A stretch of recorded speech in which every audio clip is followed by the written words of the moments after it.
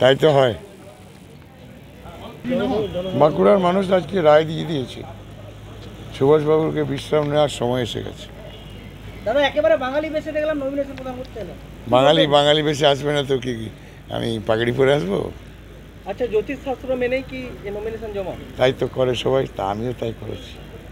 কতটা আশাবাদী? 100%। মূল প্রতিপক্ষ হিসেবে মনে করছেন? আপনাদের কি মনে হয় আজকে জনজোয়ার বাঁকুড়া কি বলছে? মানুষের সমর্থন কার পক্ষে আপনাদের কি মনে হয়? আপনারা তো সাংবাদিক, আপনারা তো আমার চেয়ে ভালো বলতে পারবেন।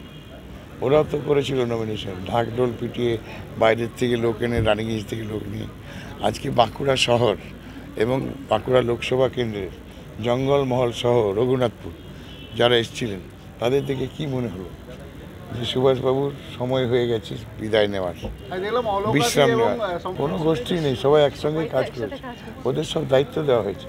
অলকার রঘুনাথপুর দেখছে, সম্পা তালডাংরা দেখছে, মন্ত্রী রানীবান বিধানসভা দেখছে, আর অন্য জায়গাও দেখছে, সবাই একসঙ্গে। এটা আমার এখানে 4 জনের বেশি কেউ যাবে না, 4 জন আর আমি নিয়ে 5 জন। কত হাজার মানুষ আজকে এখানে জমা দিয়েছে? 20,000-এর বেশি।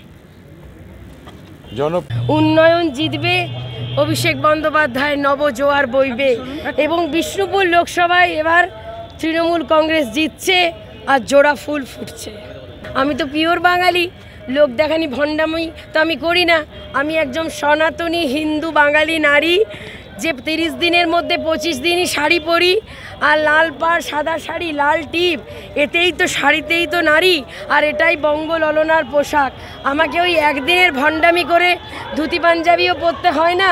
আর ভণ্ড হিন্দু সাজার জন্য মানে শ্রীমদ্ভগবদ্ গীতা, যেটা আমাদের হিন্দুদের পবিত্র ধর্মগ্রন্থ, তাকে রাস্তায় ফেলে মাটিতে নামিয়ে গড়াগড়িও করতে হয় না।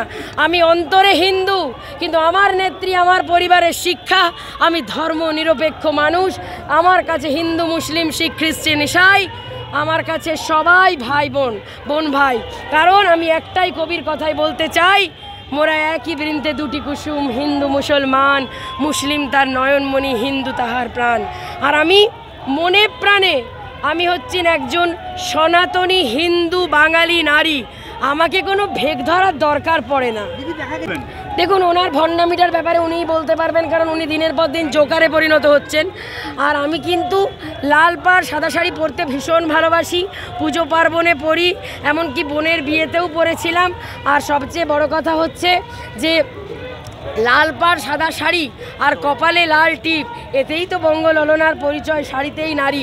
আর দেখুন, উনাকে জিজ্ঞাসা করবেন, উনি 365 দিনের মধ্যে একদিনও ধুতি পাঞ্জাবি পরেন না, শুধু ভণ্ডামি করতে সেদিন এসেছিলেন।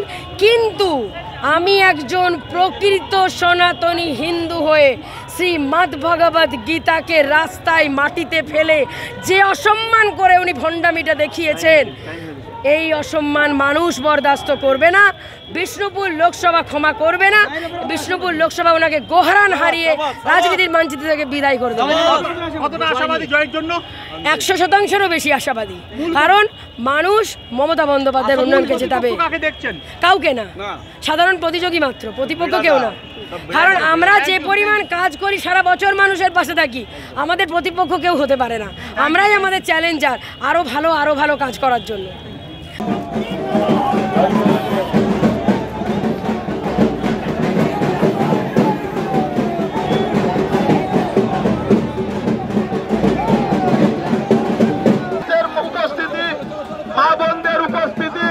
আজকে আমরা প্রমাণ করে দিচ্ছি যে আমাদের প্রার্থীরা বিপুল ভোটে জয়লাভ করছেন।